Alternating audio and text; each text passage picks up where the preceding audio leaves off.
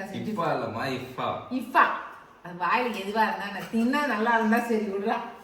சரிங்களா, இது காரத்துக்கு தகுந்தபடி மிளகாய் தூள் போட்டுக்கலாம். சில இந்த இஃபான் சிக்கனோடைய சாஸ் நான் செய்ய போறேன். எப்படித்தான் இதெல்லாம் புதுசு புதுசாக கண்டுபிடிப்பாங்கன்னே தெரியலங்க. அந்த ஹிப்ஹாப் சாஸை வந்து ஊற்றிடலாம். இதில் முட்டையை போட்டு அரைச்சிருக்கிறேன். திங்கலாமாவே அவ்வளோதான். எனக்கு வேற பார்க்கவே ஒரு மாதிரியா இருக்கு. எதுக்குடா கேட்டேன்.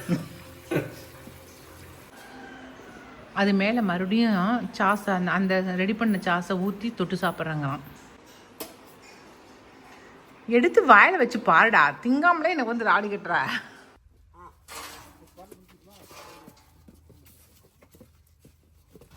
இதில் லைட்டு பர்பிள் கலரு, பர்பிள் அழகா இருக்கு பார்க்கறதுக்கு. இன்னைக்கு வந்து சண்டேனால ஸ்பெஷல் டே தான். ரொம்ப நாள் கழிச்சு இந்த மாதிரி சண்டே ஸ்பெஷல் டேவாக எங்களுக்கு வந்திருக்குது. இல்லாட்டினா ஏதாவது ஒரு தொந்தரவுனால அங்கேயும் எங்கேயும் போக வேண்டியதாக போயிடுவோம்.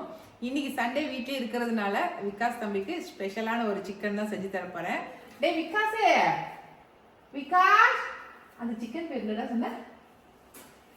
என்னடா இப்படி சொல்ற? ஒரு வீடியோ எடுத்து காட்டினாங்க. அதுல வந்து இந்த பன்னீர், எக்கு இதெல்லாம் மைனஸ் செய்யறோம்ல. இஃப்தார் சிக்கன். இப்ப கண்டுபிடிச்சிட்டோம் நாங்க இப்பா சிக்கன். நிறைய பேர் இப்ப வைரல் ஆகிட்டு இருக்கிற இந்த இப்பா சிக்கனை செஞ்சு இஃபா அது வாயில எதுவா இருந்தா நான் தின்னா நல்லா இருந்தா சரி விடுறா. இஃபா சிக்கன். ஓகே, அதுக்கு 4 பீஸ் சிக்கன் எடுத்துருந்தாச்சுங்க. இந்த தண்ணி வடிச்சிட்டு இருந்தலாமா? தண்ணி கழுவி எடுத்து வச்சேன், தண்ணியா இருக்குது, வடிச்சிட்டு வந்துடலாம். சூப்பராக இப்போ ரெடி ஆயிடுச்சு. இதில் நம்ம என்னென்ன போடணும் அப்படின்னாக்க, ஃபஸ்ட்டு வந்து கொஞ்சமாக மங்களகரமாக மஞ்சள்லேருந்து ஆரம்பிச்சுக்கலாம். மஞ்சத்தூள் சரிங்களா. அதுக்கப்புறம் மிளகாய், இது வந்து காஷ்மீரி மிளகாய், வெறும் வர மிளகாய் தூள் சரிங்களா. இது காரத்துக்கு தகுந்தபடி மிளகாய் தூள் போட்டுக்கலாம். அடுத்தது வந்து கொத்தமல்லி தூள்,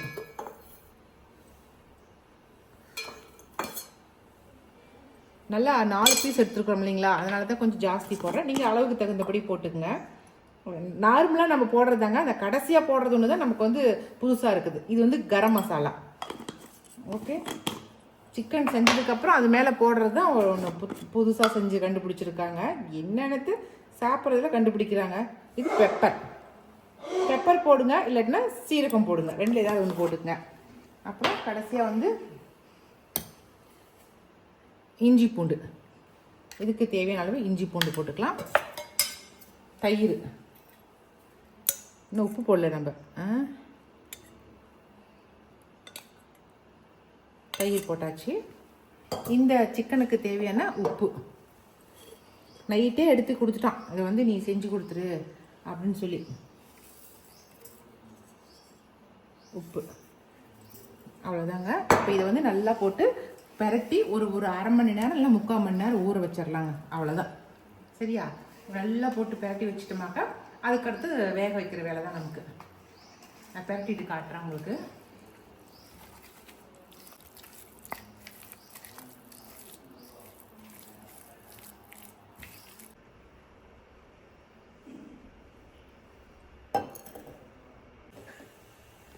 ஒரு மணி நேரம் நல்லா ஊறிடுச்சுங்க. இப்போ நம்ம இதை வந்து நம்ம வானலில் வந்து எண்ணெய் விட்டு அதை அப்படியே வந்து ஃப்ரை பண்ண வேண்டியது தான். நிறைய எண்ணெய் விடாதீங்க, அப்படியே வேகட்டும். ஒரு 2 பீஸாக போட்டு அப்படியே வேக வச்சிடலாம். 3 பீஸே வச்சு போல இருக்குது. 3 பீஸ் வச்சிடலாம். ஓகே, இது 3 அப்படியே வேகட்டும் நல்லா.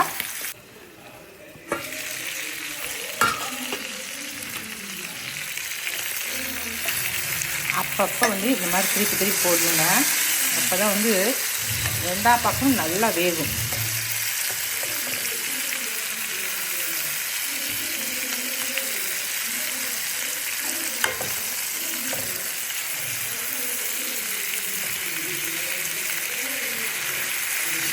ஓகே, நல்லா வேகட்டும். ஓரளவுக்கு நல்லா இருக்குது, பார்க்கும் போதே ஆசையாக இருக்குது. சிக்கனெல்லாம் நம்ம எப்பவும் செய்கிற மாதிரி செஞ்சாச்சுங்க. இப்போ வந்து அந்த சாஸ் செய்கிறது தான் அதில் வந்து ஸ்பெஷலு. இந்த இஃபான் சிக்கனுடைய சாஸ் நான் செய்ய போகிறேன். எப்படித்தான் இதெல்லாம் புதுசு புதுசாக கண்டுபிடிப்பாங்கன்னே தெரியலைங்க.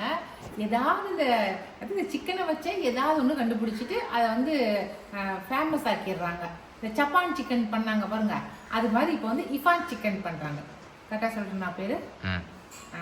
இஃபான் சிக்கனை பண்ணுறாங்க. எதையோ ஒன்று, ஆனால் மொத்தம் சிக்கனில் எதையோ ஒன்று போட்டு கலந்து செஞ்சு கொடுத்தா அது சாப்பிடுவேங்கிறதுங்க.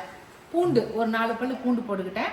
3 முட்டை, வெள்ளைக்கருவு மட்டும் எடுத்துக்கணும், மஞ்சக்கருவை எடுத்து வச்சிடணும். வெள்ளைக்கருவு 3 போட்டிருக்கேன். அதுக்கப்புறம் பால் கடைசியாக ஊற்றிக்கலாம். பன்னீர், சீஸு கொஞ்சம் கொஞ்சம் போட்டுக்கலாம். சரிங்களா? நீங்கள் சீஸ்லாம் போடாட்டினா கூட பரவாயில்ல, வெறும் பன்னீர் மட்டும் கூட போட்டுக்கலாம். சீஸ் வந்து நீங்கள் போடுறதா இருந்தால் போடலாம், போடாட்டினா கூட விட்டுடலாம். நான் கொஞ்சம் க்ரீமியாக இருக்கட்டும்னு சீஸும் போட்டிருக்கேன். சரிங்களா? ஒரு செஃப் ஒன்று செஞ்சுருந்தாங்க, அவங்க செஞ்சதை பார்த்துட்டு தான் சரி நம்ம சீஸும் போடலாம் அப்படின்னு போட்டிருக்கேன்.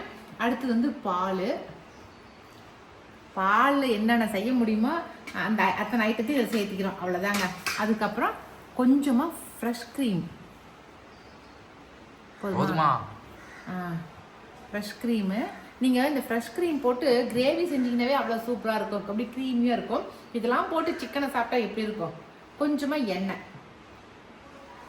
ஓகே, அவ்வளோதாங்க. இப்போ இதை நம்ம அரைச்சி இந்த க்ரீமை வந்து வெந்துட்டு இருக்கிற அந்த சிக்கன் மேலே ஊற்றி கொஞ்ச நேரம் மூடி வச்சு எடுத்தோமா இப்பான் சிக்கன் ரெடி. ஓகே, அரைச்சிட்டு வந்துடுறேன். சிக்கன் சூப்பராக வந்துட்டு இருக்கு. நம்ம இது மேலேயே வந்து அந்த இப்பாப் சாஸை வந்து ஊற்றிடலாம். ஒன்றுமே இல்லைங்க, நான் சாப்பிட்டு பார்த்தேன். வெள்ளைக்கருவு தானே போட்டிருக்கோம் அதில் வந்து அப்படியே க்ரீமியாக இருக்குது. அப்படியே கொஞ்ச நேரம் அதில் போட்டு மூடி வச்சு போட்டேன். கொஞ்சோண்டு உப்பும் போட்டேன். ஏன்னா அந்த க்ரீமு உப்பு இல்லாமல் இருக்குதுன்னு நானே உப்பு போட்டேன். நான் அவங்களே உப்புலாம் போடல.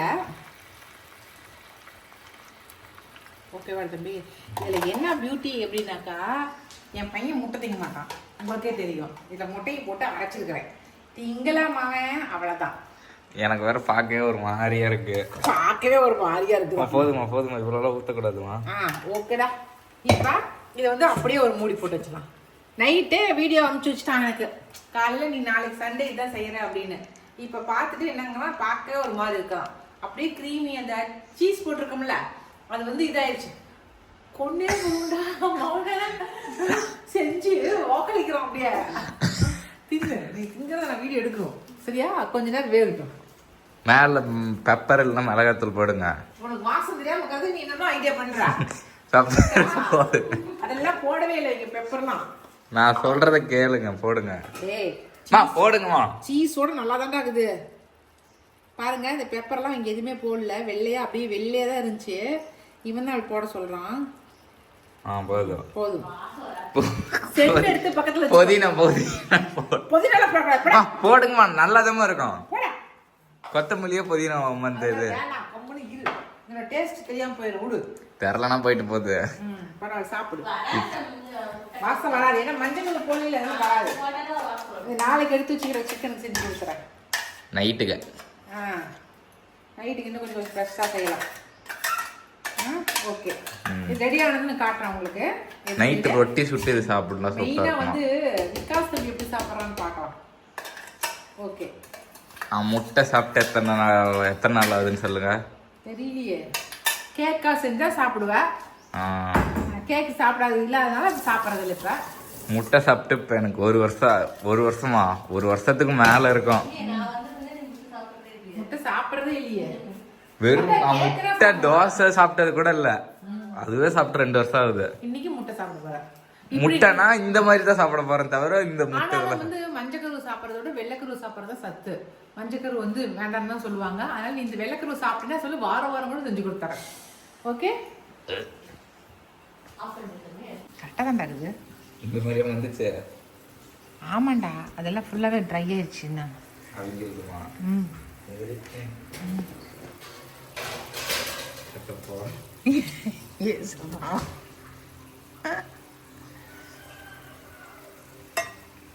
எதுக்குடா கேட்டேன்?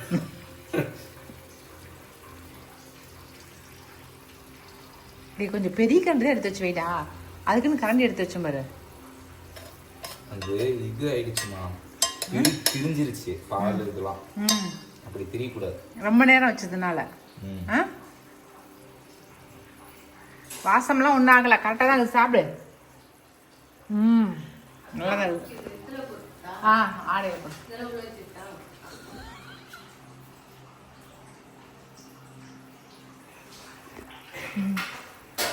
இன்னும் கொஞ்சம் ஒரு 5 நிமிஷம்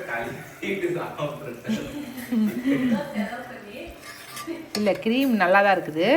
அவனுக்கு என்னமோ அந்த முட்டை போட்டதுனாலே அவனுக்கு வந்து கஷ்டமாக இருக்குது. அவனுக்கு இன்னும் ஒரு 5 நிமிஷம் முன்னாடி எடுத்துருக்கணுமோன்னு நினைக்கிறேன் நான். ஏண்டா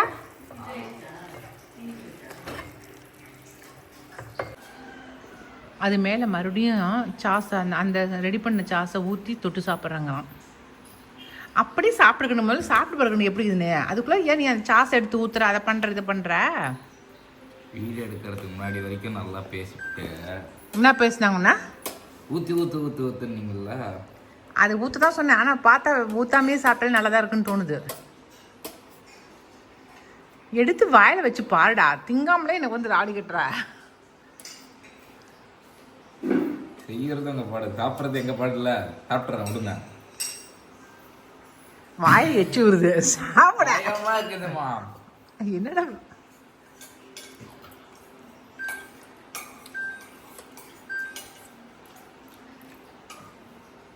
சாஸ் டேஸ்ட்ல இருந்து தெரியல,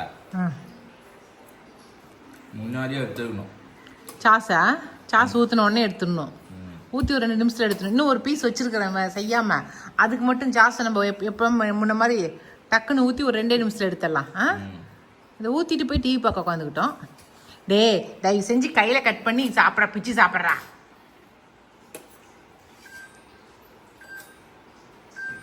சாஸ் இல்லாமலே சாப்பிட்டு பாரு எப்படி இருக்குன்னு. அது நார்மல் சிக்கன் மாதிரி இருக்குதா? நார்மல் சிக்கன் பிச்சு சாப்பிட்ற மாதிரி இருக்கும். ஆனால் இதுக்கு ஒரு பில்டப் கொடுத்துட்றாங்க. ஏண்டா இது நார்மலாக இருக்க, மசாலா மட்டும் சாப்பிட்ற மாதிரி இருக்கு. இது சாப்பிடும்போது இந்த ஒரு மாதிரி ஒரு மேல ஒரு லேயர் ஆட்டம் முந்திரி இந்த இது இருக்குல்ல, அது ஒரு லேயர் ஆட்டம் ஃபார்ம் ஆகுது. அந்த பன்னீர் பிசு பிசு இந்த கெட்டி தன்மையாட்டம் வருது. சரி விடு, நீ இப்படி போட்டு மூடி வச்சோமாக்கா அந்த சீஸ் வந்து அப்படியே மெல்ட் ஆகும். இது மெல்ட் ஆகாமல் அப்படியே சாப்பிட்ற, அவ்வளோதான் வித்தியாசம். சரியா? சரி, சாப்பிட்ருவோம்.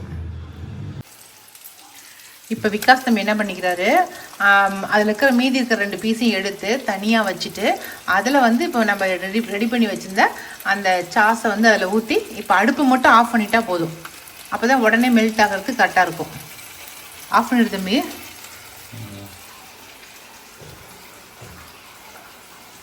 நாமளே களத்தில் இறங்கினதும் உண்டு. உப்பு காரம்லாம் சரியாகுதுல்ல?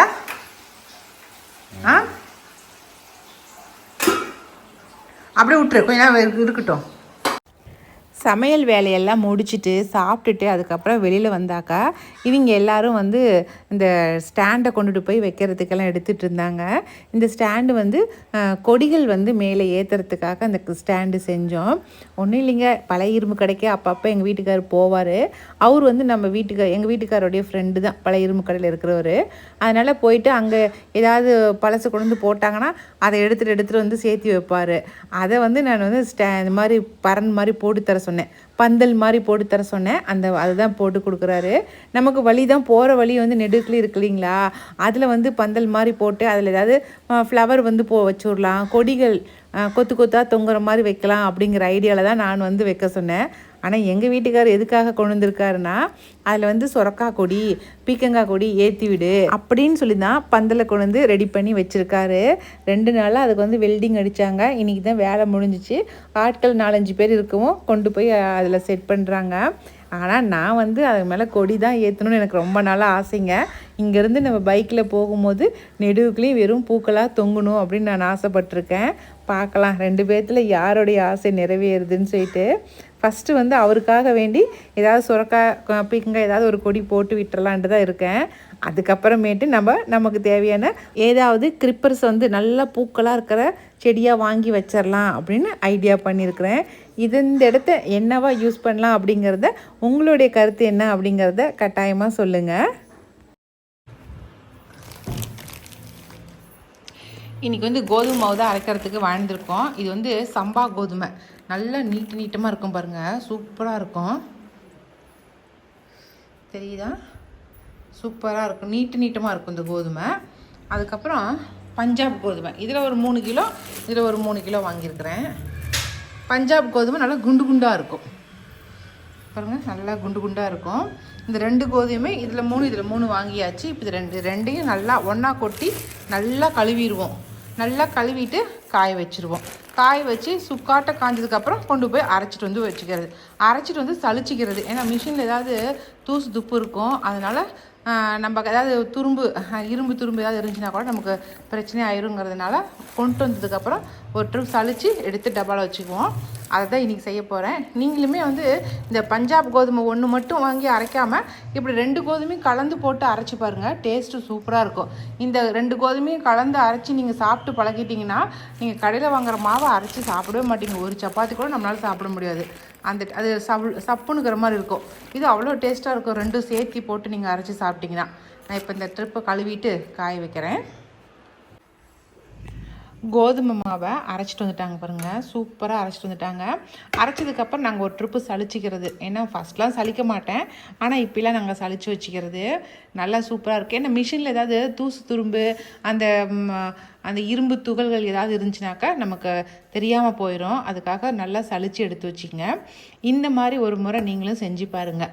ஏன்னா நான் வந்து 2 கோதுமையும் சேர்த்தி போட்டு அரைச்சி செய்வேன். எங்களுக்கு அந்த டேஸ்ட் ரொம்ப பிடிச்சிருக்கு. நீங்களுமே ஒரு முறை செஞ்சு பார்த்து சாப்பிட்டு பாருங்கள். இந்த டேஸ்ட்டு பிடிச்சிருந்தா இது மாதிரியே கண்டினியூ பண்ணிக்குவீங்க இல்லைங்களா? அதுக்காக சொல்கிறேன். சரிங்களா? அவ்வளோதாங்க, இன்றைக்கி வீடியோ இதோட முடிஞ்சிருச்சுங்க. இந்த வீடியோ பிடிச்சிருந்தா லைக் பண்ணுங்கள். மறக்காமல் நம்ம காக்கை கூட்டத்துக்கு சப்ஸ்கிரைப் பண்ணிடுங்க.